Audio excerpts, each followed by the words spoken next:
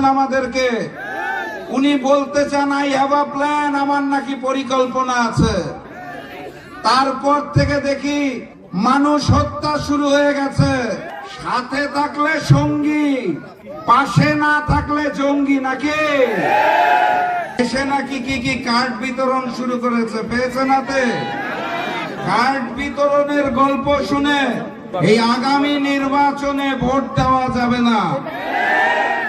এক আমলে শুনেছিলাম 10 টাকায় চাল পাওয়া যাবে, চাল পেয়েছিলেন?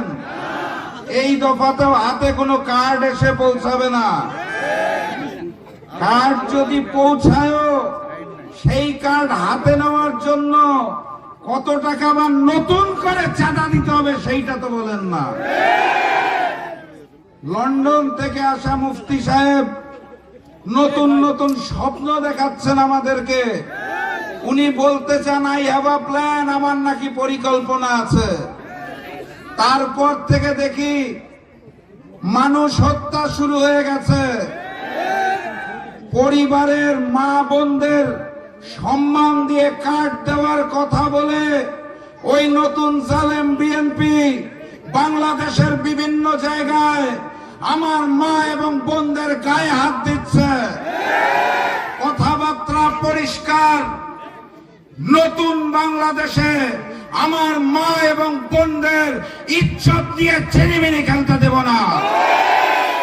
সংগ্রামী সাথী এবং বন্ধুগণ, আপনাদের এই অঞ্চলে একজন প্রার্থী আছেন, নাম করা প্রার্থী, বর্ষিয়ান নেতা মির্জা ফখরুল ইসলাম আলমগীর।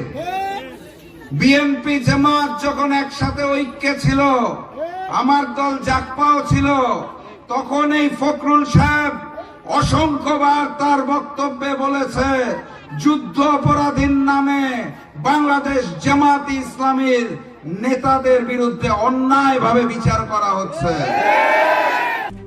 সাথে থাকলে সঙ্গী, পাশে না থাকলে জঙ্গি নাকি। আপনার বয়স হয়েছে, বর্ষিয়ান নেতা, ভুলভাল বকেন, আমরা সেটা বুঝতে পারি। নতুন করে বলছেন জামাত ক্ষমতায় আসলে নাকি বাংলাদেশ আফগানিস্তান হয়ে যাবে।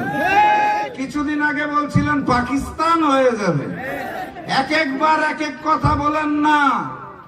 জুলাই গণ অভ্যুত্থান পরবর্তী বাংলাদেশের মানুষ এই নতুন বাংলাদেশকে আফগানিস্তান পাকিস্তান চায় না। নতুন বাংলাদেশের মানুষ লন্ডনেও পালিয়ে যেতে চায় না। নতুন বাংলাদেশকে আমরা সোনার বাংলাদেশে রূপান্তর করতে চাই। ফখরুল সাহেবকে বিনয়ের সাথে বলতে চাই, আল্লাহর ওয়াস্তে সংলগ্ন কথাবার্তা বলুন। কার সম্পর্কে বলছেন, কিভাবে বলছেন, বুঝে শুনে বলুন। আমি বলি না, দুষ্টু মানুষেরা বলে পর্যাপ্ত বয়স হওয়ার পরেও ফখরুল সাহেব নাকি মুক্তিযুদ্ধে অংশগ্রহণ করে নাই। দুষ্টু লোকেরা এও বলে ফখরুল সাহেবের পিতা নাকি ওই সময়ের বিখ্যাত রাজাকার ছিলেন। কার মুখে কি শুনি? সংগ্রামী সাথী এবং বন্ধুগণ, এই মঞ্চে যিনি বসে রয়েছেন আমার ভাই দেলোয়ার ভাই হঠাৎ করে উড়ে এসে জুড়ে বসে নাই। যার জীবনের সুদীর্ঘ 5টি বছরেরও বেশি সময় জেলখানার অন্ধকার কক্ষে কেটেছে, রিমান্ডের নামে যাকে 50 দিনেরও বেশি সময় একটানা অত্যাচার করতে হয়েছে, সেই দেলোয়ার ভাই আপনাদের সামনে এসেছে। দাঁড়িপাল্লার প্রতীক নিয়ে এসেছে। ঠাকুরগাঁ 1 আসন দেলোয়ার ভাইকে দাঁড়িপাল্লায় জয়যুক্ত করে আগামীর প্রধানমন্ত্রী ডাক্তার শফিকুর রহমানকে আমরা উপহার দিব ইনশাআল্লাহ। সংগ্রামী সাথী এবং বন্ধুগণ, এই সেই এলাকা যেখানে আল্লামা দেলোয়ার হোসেন সাইদির ফাঁসির রায় হওয়ার পর হিন্দু মুসলমান সবাই রাজপথে নেমে এসেছিল। এখানে সেদিন 6 জনকে নির্মম ভাবে হত্যা করা হয়েছিল, যার মধ্যে 5 জন মুসলিম ছিল, 1 জন হিন্দু ছিলেন। অত্র এলাকার মুসলমান হিন্দু ভাই ভাই একত্রিত হয়ে আগামী 12 তারিখ আমরা দাঁড়িপাল্লাকে জয়যুক্ত করবো ইনশাআল্লাহ। আরেকটা ভোট দিতে হবে, মনে আছে তো নাকি? গণভোটে গণভোটে গণভোটে গণভোটে হাকে জয়যুক্ত করবেন। মিথ্যাবাদী মির্জা ফখরুল ইসলাম আলমগীর তাদের দুর্নীতি এবং চাঁদাবাজিকে লাল কার্ড দেখিয়ে দাঁড়িপাল্লাকে জয়যুক্ত করবেন। আপনাদের কাছে এটাই আমার আহ্বান। সর্বশেষ কথা, 11 তারিখ রাত থেকে 12 তারিখ ফলাফল ঘোষণার আগ পর্যন্ত প্রত্যেকটি কেন্দ্র পাহারা দিতে হবে। আগের মতো কেন্দ্র দখল করতে আসবেন, ওই বাংলাদেশ আর নাই। ছাত্র ভাইরা যুবক ভাইদেরকে আদেশ করে যেতে চাই, যদি আমার কোনো বোনের গায়ে হাত পড়ে তাহলে সেই হাত ভেঙে চুরমার করে দেবেন।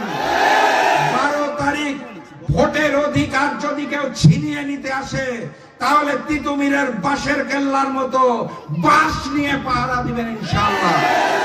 আগামীর বাংলাদেশ হবে মানবিক বাংলাদেশ। আগামীর বাংলাদেশে দেলোয়ার ভাইয়ের মতো মানুষ যখন দায়িত্বে আসবে, মজলুম মানুষ, তার কাছে আপনারা যেতে পারবেন, কথা বলতে পারবেন, দাবি আদায় করতে পারবেন। ওই বুলেট প্রুফ গাড়ির ভিতরে যারা থাকে, ভিআইপি সেজে যারা থাকে, স্যুট কোট প্যান্ট যারা চলতে পারে না, তাদের আমরা চাই না। আমরা মজলুম ভাই দেলোয়ার ভাইকে যেতে চাই। মার্কাটা কি? আরো জোরে ইনশাআল্লাহ। 12 তারিখ দেলোয়ার ভাই জিতে যাবে।